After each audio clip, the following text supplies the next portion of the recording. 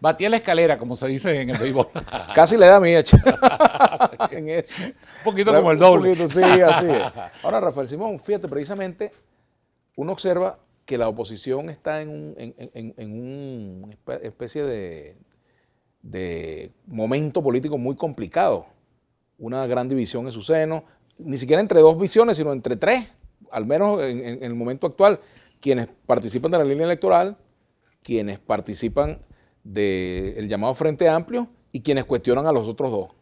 Fíjate tú, lo primero y apuestan más a una solución venida de fuera, ¿no? Lo primero que yo creo, Vladimir, es que hay que tratar de preservar el valor de la unidad, que es un valor fundamental, no solamente para salir de este gobierno, sino para toda la transición y para todo el futuro gobierno.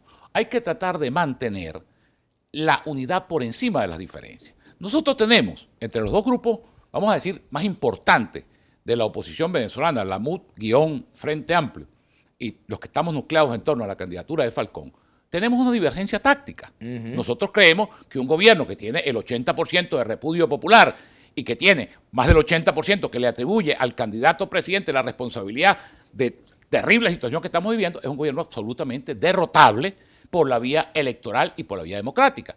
Ellos durante mucho tiempo sostuvieron eso. Ahora tienen, después de la derrota de las elecciones regionales, pues salió a relucir con mucha fuerza el tema de las condiciones. Aquí todo el mundo sabe que desde que Hugo Chávez llegó al poder, las elecciones no son simétricas, las elecciones no son igualitarias, que hay ventajismo, que hay abuso de poder, que el árbitro no es imparcial. Y con esas reglas del juego asimétricas que se corresponden además con la naturaleza con la que tú caracterizas este régimen, porque tú dices que este es un régimen atroz, una dictadura salvaje, y quieres unas elecciones como en Suiza o como en Francia, ¿no? Fíjate tú la contradicción. Ellos mismos en su nomenclatura dicen que este es un régimen terrible, que estamos frente a una dictadura feroz. Bueno, vale, una dictadura feroz tú vas a hacer elecciones formales, al estilo español, al estilo suizo, al estilo finlandés. Es como hemos venido compitiendo durante todo este tiempo. Y compitiendo en esas condiciones, le hemos infringido importantísimas derrotas. No solamente la contundente y amplia derrota de las elecciones parlamentarias, sino la más dolorosa de todas, que fue la de la reforma constitucional, en el momento en que Chávez estaba en el cenit de su poderío político y en el cenit de su poderío económico. Entonces, ¿qué es lo que pasa? Mira, que nos enredamos porque esta dirigencia que está al frente de la oposición, hay que hacer un caminito solamente para recordar cosas. Después que nosotros teníamos acumulado toda esa inmensa fuerza popular que nos dio esa mayoría amplísima calificada en la Asamblea Nacional, ¿qué pasó? Eso es una película, yo la paso simplemente rapidito. Bueno, en 6 meses salimos de Maduro. Pero ni siquiera fue que en 6 meses salimos de Maduro. A lo mejor eso no tenía nada de particular si tú unificabas una estrategia. Pero acuérdate, por cierto, que nuestro querido amigo Chugo Torrealba pasaba trabajo como secretario electoral de la MUD, porque eran 5 posiciones distintas. Uno pedían la renuncia, otros pedían revocatorio, otros pedían enmienda, otros pedían elecciones anticipadas. Es decir, 5 posiciones por el deseo de el protagonismo político, las rivalidades, cada uno se veía ya con la banda presidencial en Miraflores. Y esa divergencia de criterios, ¿a dónde nos condujo? Bueno, nos condujo a una política que tenía que desgastarnos, Vladimir, porque esto es de sentido común. Tú no le puedes decir a la gente, tú le dijiste en abril que la saliera a la calle, en abril del año pasado, calle, calle, calle, porque con la calle vamos a derrotar al régimen. Bueno, se acabó la calle, elecciones, elecciones, elecciones, porque vamos a ganar todas las gobernaciones. No se dio la hipótesis de ganar todas las gobernaciones, entonces era, nos abstenemos en las municipales, pero vamos para las presidenciales. Ahora, ¿quién entiende una política así? ¿Quién la puede seguir? ¿Quién puede ser consecuente con una política cizagueante, pendular, donde tú desconciertas a tu propia gente? Y sobre esa base, entonces, tú sacaste el tema de las condiciones, que es un tema, te lo digo, porque hay cosas que a uno le dan dolor por la gente que lo cree. Entonces, hubo condiciones en el Zulia, que es el estado más importante del país, y donde ganamos, más allá de lo que se hizo después, y no hubo condiciones en Caracas o en Miranda. Hubo condiciones en el Táchira, que es un estado estratégico, hasta por su ubicación geográfica, y no hubo las mismas condiciones en Portuguesa.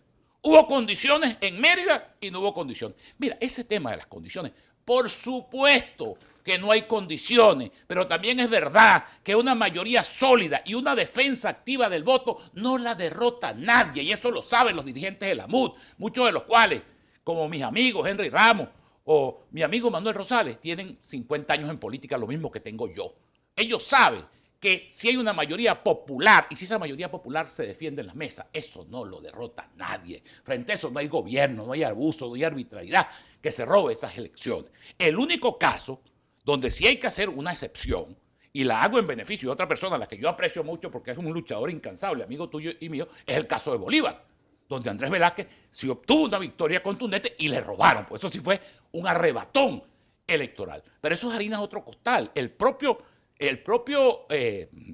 Andrés Velázquez sabe que él se preparó para ganar y que ganó. ¿Y se preparó cómo? Llorando, quedándose en la casa. No vale, llevando a la gente a las mesas, cuidando los votos, movilizando. ¿Cómo se ganan las elecciones en Venezuela? Ahora estamos metidos, como tú dices, en un pastelón. Porque ¿qué es lo que pasa en Venezuela con el 80% en contra del gobierno? Con un pueblo comiendo en la basura, con una gente padeciendo diariamente, con las familias desintegrándose en una diáspora interminable. Entonces le vamos a dar de papayita la victoria al gobierno. Fíjate, le vamos a entregar en bandejita de plata. No, gánennos pues. Fíjate tú lo que dice aquí Pablo Gassman. Todos los demás son ilusos menos ustedes que sí creen en la buena fe del CNE, la FAN y el gobierno. Pero bobos. está creyendo a eso, vale. Bueno, ahí sí te digo como decían en mi pueblo, no bobo serás tú, porque yo por lo menos no creo en ninguna de esas cosas, ni creo. Yo lo que digo es que es la lucha, hermano, es un combate cívico, es la movilización. ¿Cuándo de la abstención ha resultado nada? Mira, Vladimir, yo escribí un artículo que está circulando hoy por las redes, que se llama chocar dos veces con la misma piedra. ¿Qué pasó aquí en el 2004?